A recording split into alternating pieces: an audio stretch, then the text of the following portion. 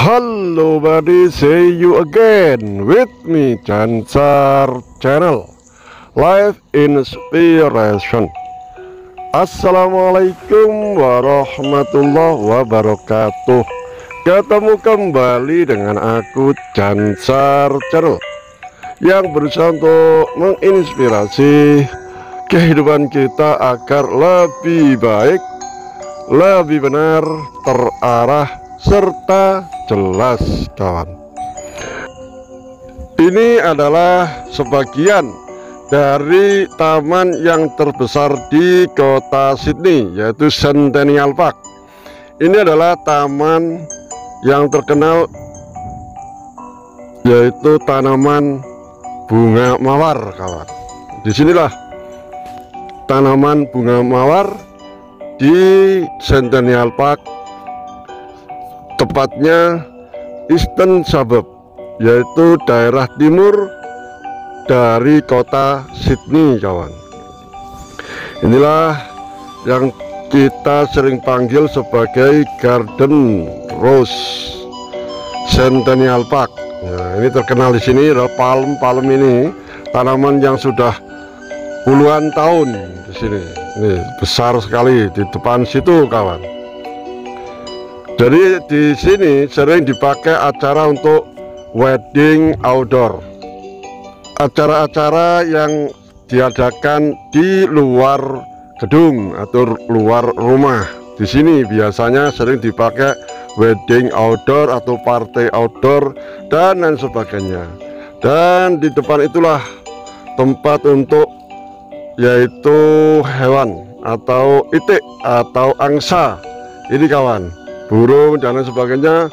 Ini di sini tempatnya. Ini kita lihat, inilah mereka hidup leluasa, bebas dengan manusia. Lihat, ini adalah bebek, kayaknya bebek. Ini lihat di sini, nah, sambil mencari makanan dari rumput. Ini lihat, mereka makanan rumput-rumput yang seger, yang rumput yang masih muda. Ini kawan. Ini sedikit story atau sejarah tentang taman mawar yang ada di Centennial Park ini.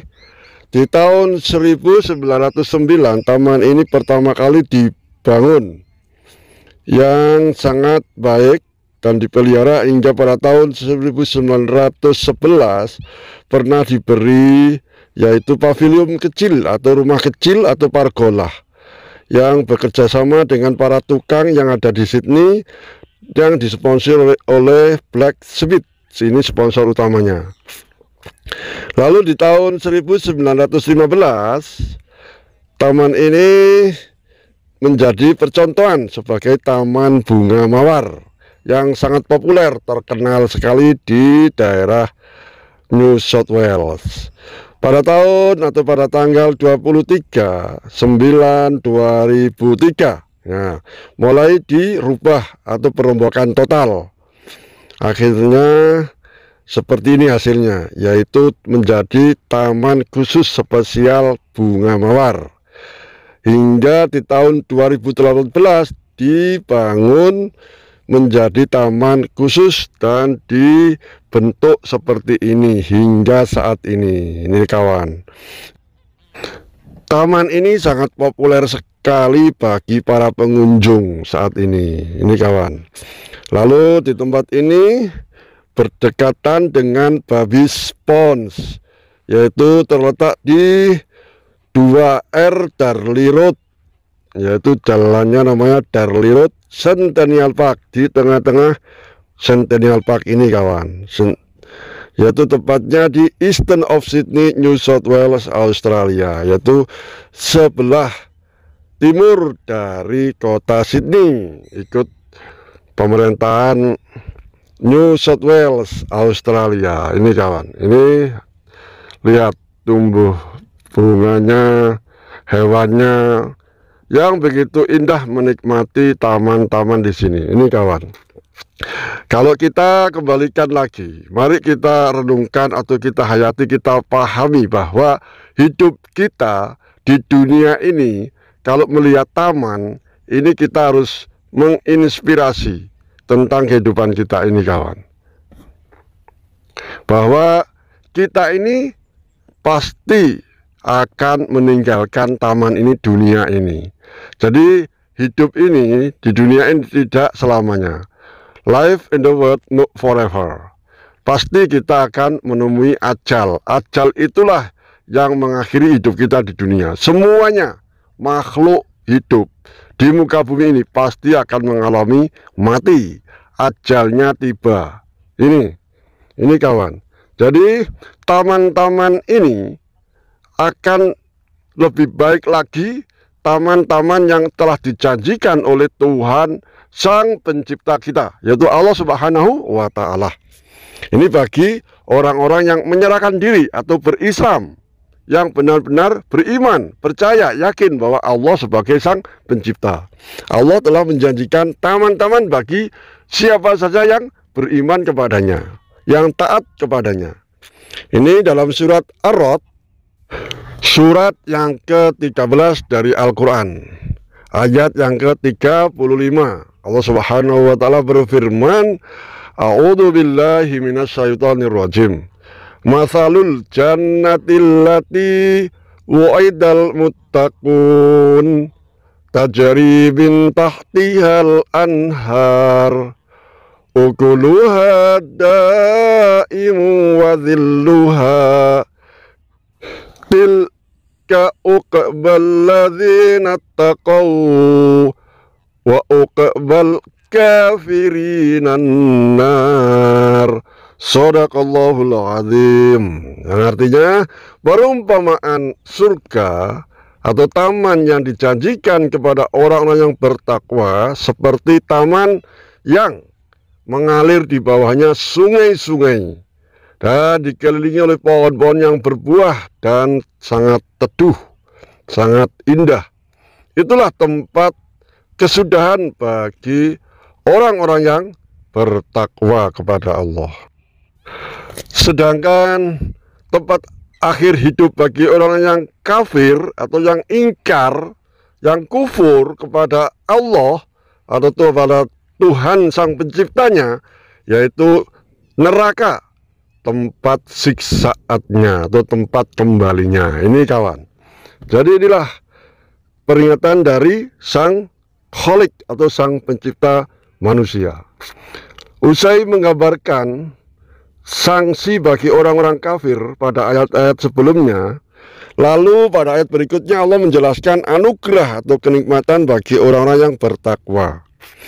Perumpamaan dan gambaran surga yang dijanjikan oleh Allah kepada orang-orang yang bertakwa, bahwa surga itu seperti taman, di bawahnya mengalir sungai-sungai dan pohon-pohonnya yang berbuah indah, megah, dan berbuah lebat, yaitu yang sangat bervarian, berwarna-warna, bermacam-macam, aneka macam rasa dan lezat, tidak membosankan, dan dalam suasana yang menyejukkan. Ini kawan, itulah tempat kesudahan atau tempat akhir bagi siapa? Yaitu orang-orang yang beriman dan bertakwa kepada Tuhannya, kepada Allah Subhanahu wa Ta'ala. Ini kawan. Jadi ini telah dijanjikan oleh Allah Subhanahu wa Ta'ala kepada semua manusia yang beriman kepadanya. Sedangkan tempat kembalinya bagi orang-orang yang ingkar, kufur, yang tidak mau taat, patuh, takwa kepada Allah, beriman kepada Allah, atau tidak mau menyerahkan dirinya kepada Allah atau berislam, maka tempat kembalinya adalah neraka. Neraka itu tempat kembali mereka, yaitu tempat siksaan mereka, tempat azab. Ini yang sangat pedih. Ini telah dijanjikan oleh Allah Subhanahu wa Ta'ala, Sang pemilik manusia, Sang pemilik alam, Sang pemilik semua alam ini, semua yang diciptakan ini, semua akan kembali kepadanya.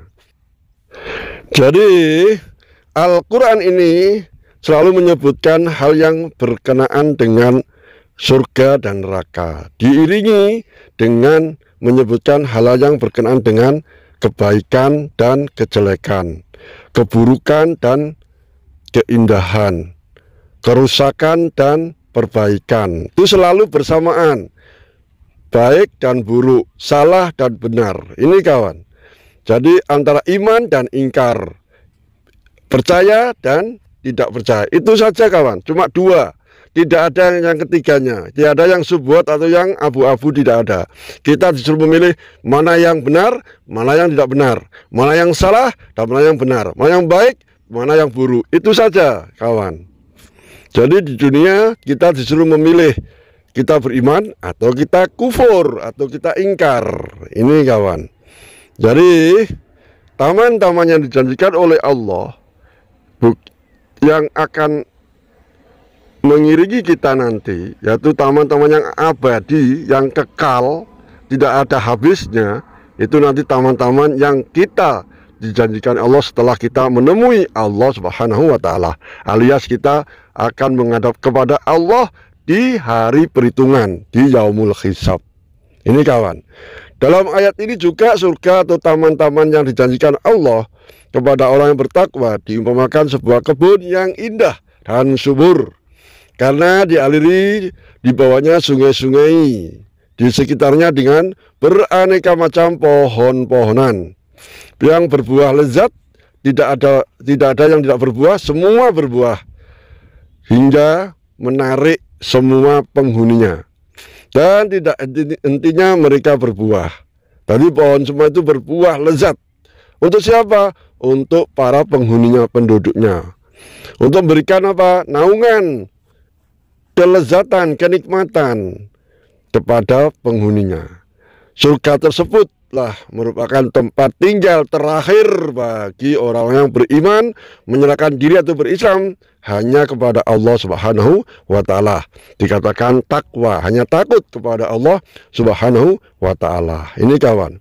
Sebaliknya, bagi orang yang ingkar, yang kufur, yang kafir, tidak mau beriman kepada Allah dan juga tidak mau berislam, menyerahkan dirinya kepada Allah, maka tempatnya adalah siksaan, yaitu yang disebut dengan neraka. Bagi mereka yang selalu di dunianya melupakan kenikmatan Allah, melupakan ayat-ayat Allah, bahkan mereka enggan untuk belajar memahami ayat-ayat Allah yang ada di dunia ini. Secara kauniyah, pohon-pohonan, taman-taman, bunga ini bagaimana dirawat, lalu bagaimana bunga, tumbuhan, hewan ini hidup. Ini adalah ayat-ayat secara kauniyah, secara nyata, secara fakta yang diberikan oleh Allah di dunia ini, supaya manusia kembali kepadanya. Inilah yang bisa membacanya siapa? Yaitu orang-orang yang diberi hidayah atau petunjuk oleh Allah. Dan petunjuk hidayah itu adalah adanya di Al-Quran dan Al-Hadis atau As-Sunnah yang telah dicontohkan atau dijalankan oleh utusannya, yaitu Nabi terakhir, Nabi penyempurna segala firman Allah, segala kitabnya, segala agamanya, yaitu Allah yang menunjuk Muhammad sebagai Nabi penyempurna segala aturan, segala agama, segala kitab yang pernah diturunkan oleh Allah Subhanahu wa Ta'ala di muka bumi ini, agar manusia tidak sampai tersesat jauh hingga mereka selamat dari siksaan Allah, yaitu di neraka nanti. Ini kawan. Jadi dunia ini adalah tempat untuk gambaran, untuk belajar, supaya kita akan menghadapi ujian nanti setelah kita mati dan dibangkitkan oleh Allah di hari bangkit, yaitu di hari pembalasan, di hari hisab, hari perhitungan segala amal-amal manusia. Ini kawan, sebagaimana dalam peringatan Rasulullah SAW melalui hadisnya atau sunnahnya, yaitu pernah memberikan informasi atau berita kepada para sahabat-sahabatnya tentang taman-taman yang dijanjikan oleh Allah, yaitu surga. Lalu para sahabat sambil melihat ke kanan ke kiri dan bertanya kepada Rasulullah, "Wahai Rasulullah, taman-taman yang sama dengan di surga ini apa ya Rasulullah?" Yaitu taman-taman yang ada di dunia ini maksudnya. Ingatlah ya wahai sahabat semuanya, taman-taman di dunia ini yang nantinya akan diteruskan di akhirat, yaitu taman-taman tempat manusia mencari ilmu, yaitu ilmu untuk apa? Untuk belajar memahami ayat-ayat Allah atau berzikir. Ini jadi ilmu di sini adalah untuk memahami semua ayat-ayat Allah, tanda-tanda kekuasaan Allah, seperti pohon, langit, rumput bisa hijau berwarna-warni. Ini adalah ayat-ayat Allah secara kauniyah. Sedangkan dalam Al-Quran, ayat-ayat Allah secara tertulis.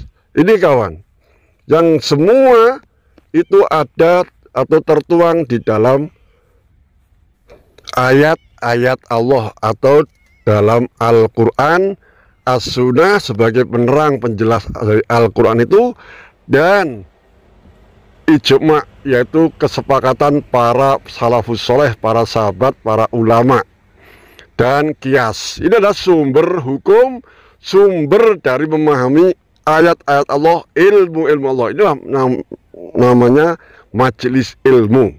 Ini kawan. Jadi di majelis ilmu inilah khusus membahas tentang memahami bagaimana hidup ini bisa selamat dari siksaan Allah. Ini sebenarnya. Ini kawan. Jadi majelis-majelis ilmu adalah merupakan taman-taman surga yang ada di dunia saat ini. Jadi alangkah beruntungnya manusia-manusia atau insan-insan yang selalu mencari taman-taman di dunia ini, yaitu majelis ilmu. Alangkah ruginya jika kita hidup di dunia ini tidak mendekat atau mencari majelis-majelis ilmu, tempat-tempat untuk mengkaji tentang kekuasaan Allah, tanda-tanda kebesaran Allah, tanda-tanda penciptaan Allah ini. Maka rugilah bagi manusia yang melalaikannya atau mengabaikannya. Ingat kawan, hidup di dunia ini hanya sebentar, hanya sementara, not forever, tidak selamanya. Ini kawan, mudah-mudahan kita semuanya menjadi manusia-manusia yang selalu menyerahkan diri kepada Allah atau berislam, dan selalu beriman, percaya, yakin bahwa semua ini harus berakhir. Pasti harus berakhir, pasti akan mati, dan kita akan dimintai pertanggungjawaban. Ini kawan. Jadi dunia ini adalah tempat untuk menanam, tempat untuk mencari bekal. Bekal apa? Bekal nanti menghadap Allah Subhanahu wa Ta'ala, supaya mendapatkan taman-taman yang telah dijanjikan oleh Allah. Seperti halnya di dunia ini yang kita lihat sekarang ini, bagaimana manusia masuk taman ini, semua pasti senang, semua pasti gembira, semua pasti indah dan sejuk dilihatnya. Ini kawan. Jadi marilah kita memahami ayat-ayat Allah agar hidup kita lebih baik, lebih benar, terarah, serta jelas kawan. Oke, see you the next video. Apabila dalam video ini kurang baik, kurang jelas, mohon maaf yang sebesar-besarnya. Saya akhiri, wassalamualaikum warahmatullahi wabarakatuh.